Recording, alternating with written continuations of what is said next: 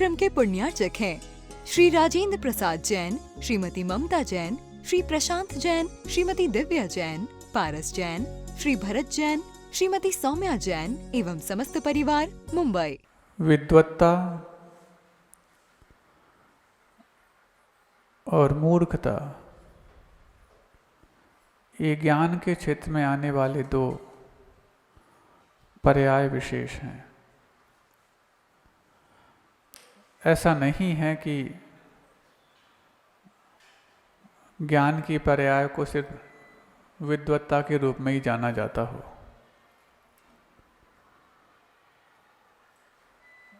मूर्खता भी कहीं ना कहीं ज्ञान से ही संबंध रखती है।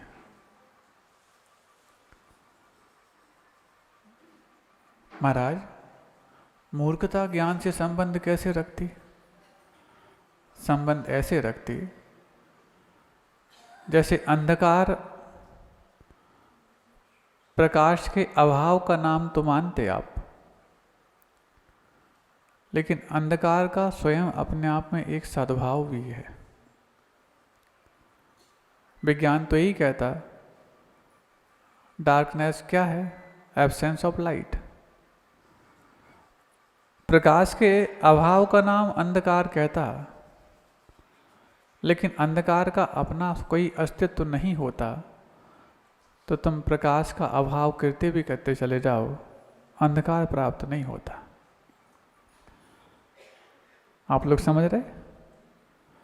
अंधकार का अपना यदि कोई अस्तित्व नहीं होता, तो तुम प्रकाश का कितना भी अभाव करते चले जाते, अंधकार नहीं आता। एक बार और बोलें, विज्ञान बड़े लोगों या व्यक्तियों को इतनी जल्दी समझ में आने वाली नहीं, क्योंकि उन्होंने पलट रखा है absence of light that is darkness. प्रकाश का अभाव कहो, अंधकार कहो, एक ही बात है, एक ही बात नहीं। शब्द बंद सौक्ष्म स्थल संस्थान भेद तमश्छाया तपो द्योतवंतश्च, ये सूत्र आता। तो ये पुद्गल की पर्याय हैं। शब्द है, बंध है, सूक्ष्मता है, स्थूलता है, आकार विशेष है, भेद है, तम यानी अंधकार है, छाया है, आतप है, उद्योत है, ये सारे के सारे पुद्गल की पर्याय हैं। तो जैसे आतप और उद्योत पुद्गल की पर्याय हैं, ऐसी अंधकार भी पुद्गल की पर्याय है। प्रकाश के अभाव का नाम अंधकार कह लेना अलग वस्तु है, और अंधकार अपना स्वयं अस्तित्व रखता है, ये अलग वस्तु है। महाराज, इतने भी ये प्रकाश के स्रोत लगे हैं, अलग हो जाएंगे तो अंधकार अपने आप आ जाएगा। अंधकार आएगा नहीं, अंधकार है। आपने उसके बाहर जाकर के प्रकाश की व्यवस्था की है, तो अस्तित्व में तो अंधकार है। प्रकाश हमेशा अस्तित्व में रहे जरूरी नहीं। समझे बात? अस्तित्व में तो अंधकार है, प्रकाश हमेशा अस्तित्व में हो जरूरी नहीं। तुम्हारा अंधकार भी हमेशा अस्तित्व में कहाँ रहता? जैसे प्रकाश को पाने के लिए पुरुषार्थ करना पड़ता, कभी अंधकार को पाने का पुरुषार्थ किया? नहीं, वो तो है। जिसको पाने के लिए पुरुषार्थ कर रहे हो वो नहीं था अभी तक, लेकिन जिसके लिए कुछ पुरुषार्थ नहीं किया, जो पुरुषार्थ था वो रोक दिया, अंधकार आ गया। ऐसी अज्ञानता भी ज्ञान के अभाव का नाम तो मानते हैं, लेकिन ज्ञान के अभाव का नाम जो कहते अज्ञान को, वो अभी अज्ञानता में है। तो महाराज, क्या अज्ञान हमेशा रहता? नहीं, ज्ञान का अभाव नहीं हो सकता। ज्ञान का अभाव नहीं हो सकता। ज्ञान का अभाव हो जाए तो फिर अज्ञान शब्द भली शाब्दिक रूप से सामने आ जाए, लेकिन भौतिक रूप से सामने नहीं आ सकता। आप लोग स्वाध्याय करते हैं ना, इतनी तो बात समझ में आ रही होगी। अभी हम आज थोड़ा सा सैद्धांतिक विषय ले रहे हैं, बीच में हम वहाँ आ ही जाएंगे जहाँ आप चाहते हैं। तो ज्ञान के अभाव का नाम अज्ञान। महाराज जो लगता है उपसर्ग वो तो निषेधात्मक लगता है, तो ज्ञान नहीं, इसी का नाम अज्ञान। ज्ञान कम होना अलग वस्तु है और ज्ञान का समाप्त हो जाना अलग वस्तु है।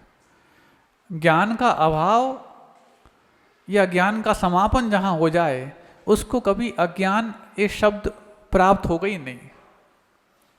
महाराज कुछ समझ नहीं पा रहे, नहीं समझ रहे ना, हम जल्दी समझाना भी नहीं चाह रहे।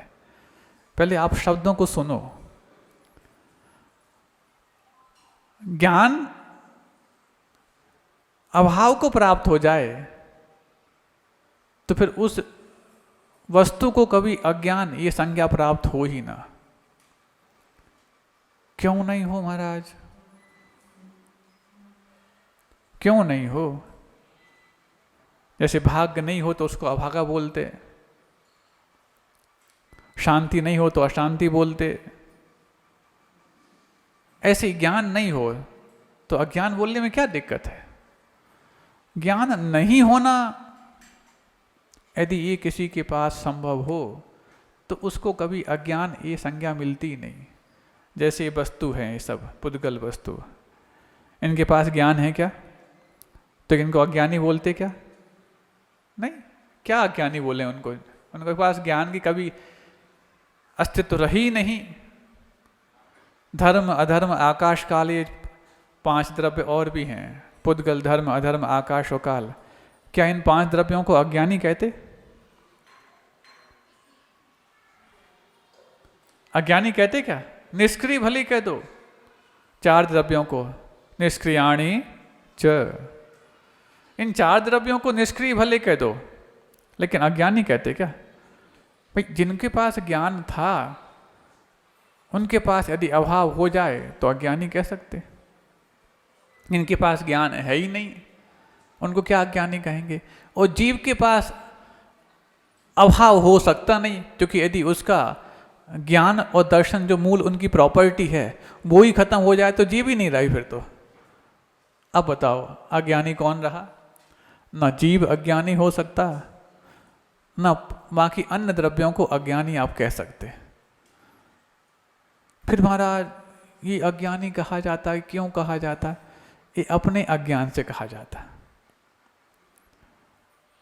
तुम किसी जीव का अस्तित्व जो ज्ञान और दर्शन के रूप में है समाप्त करके दिखा दो, कितने भी बलशाली क्यों ना हो, बहुत तुमने महारतें हासिल की हो, कसरत की हो, बहादुरी निभाई हो, किसी जीव का ज्ञान समाप्त कर दो,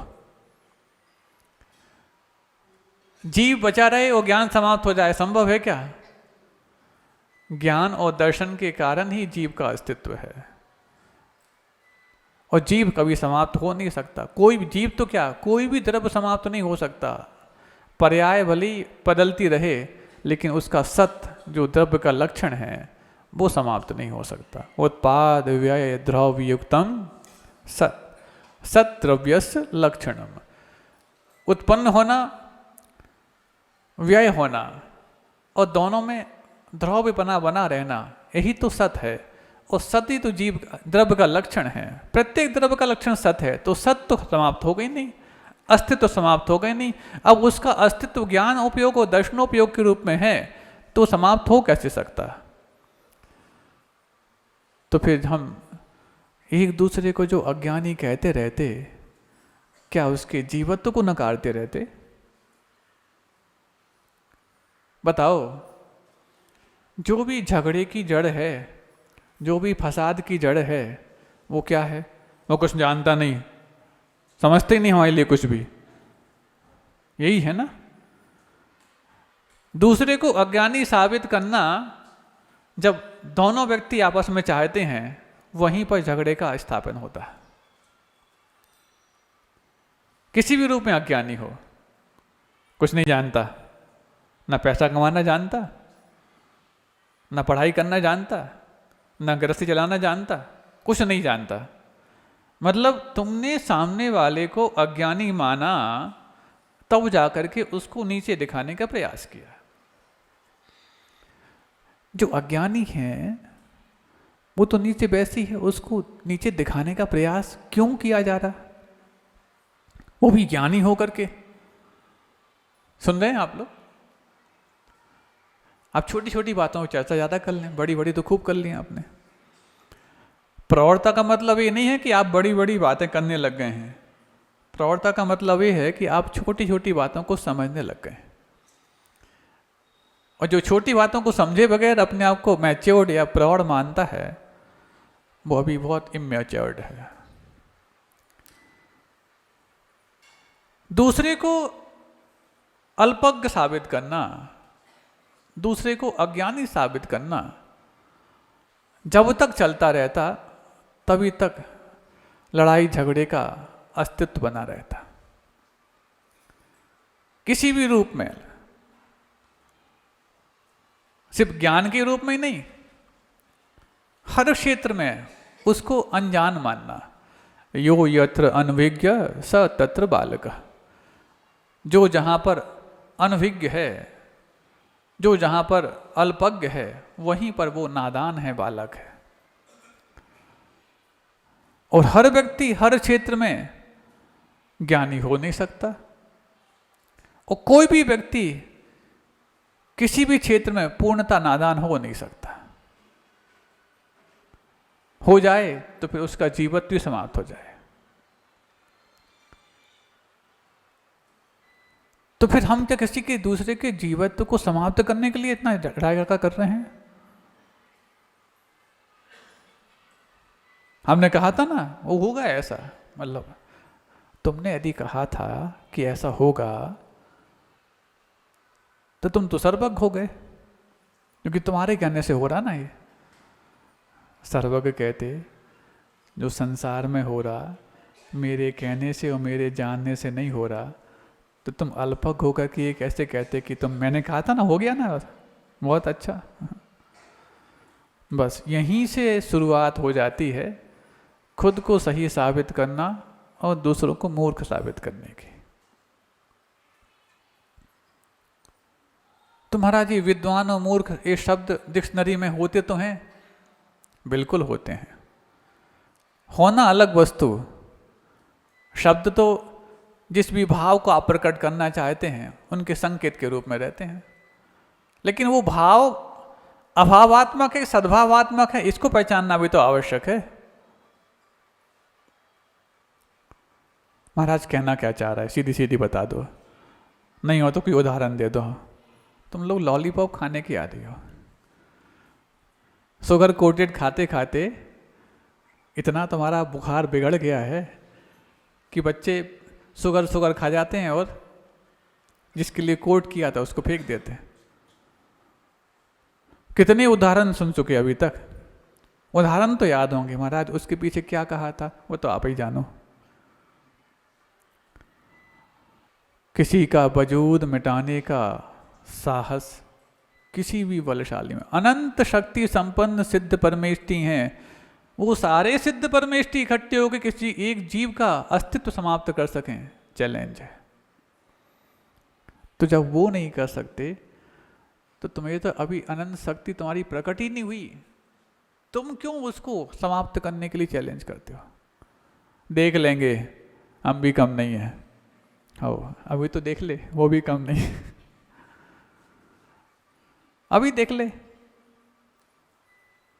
सब जगह होता है ये, पुरुष हो चाहे महिलाएं हों, बच्चे हों चाहे बड़े हों, जहां पर भी संसार है वहां पर सांसारिक चीजें हैं।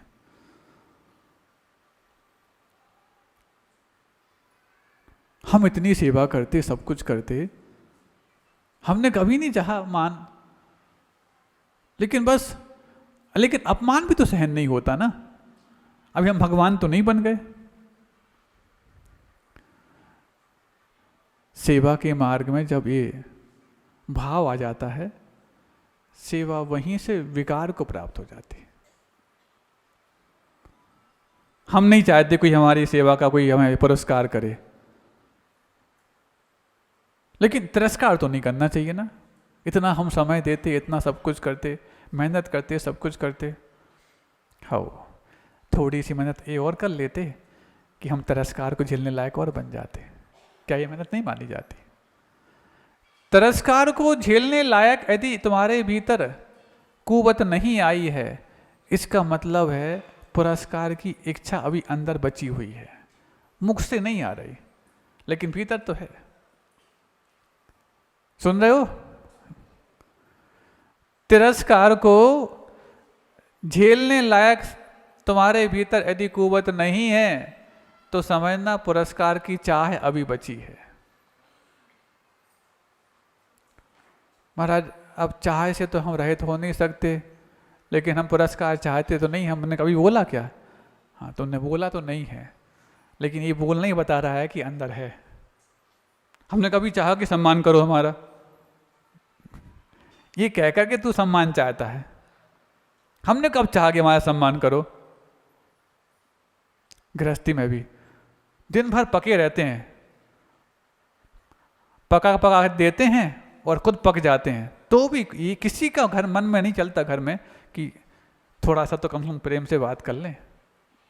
हो, तुमने यदि प्रेम से पकाया होता तो सबके मन में प्रेम उत्पन्न हो गया होता, क्योंकि वहां पर वो भोजन तैयार नहीं किया जा रहा, वो भाव तैयार किए जा रहे हैं जो भोजन करने वाले के भीतर प्रभाव डालने वाले हैं। सुन रहे हैं आप लोग? क्योंकि भोजन तो जोमेटो और स्विगी पे भी आता है, भोजन तो खाना खजाना में भी बनाना आता है, लेकिन उसमें और आपके घर में बनाने हुए भोजन में अंतर होता कि नहीं होता? बताओ। भोजन बनाना और भोजन परोसना, ये दोनों अलग अलग व्यक्ति के जिम्मे में होने वाली चीज़ें होती हैं। कोई एकाध होता है प्रतिभा संपन्न जो भोजन बनाना भी अच्छे से जानता है और भोजन कराना भी अच्छे से जानता है। लोहार तलवार बना लेता है, लेकिन तलवार चलाना लोहार के बस की बात नहीं, वो तो छत्री के बस की बात होती है। इस कार्यक्रम के पुण्यार्चक थे श्री राजेंद्र प्रसाद जैन, श्रीमती ममता जैन, श्री प्रशांत जैन, श्रीमती दिव्या जैन, पारस जैन, श्री भरत जैन, श्रीमती सौम्या जैन एवं समस्त परिवार, मुंबई।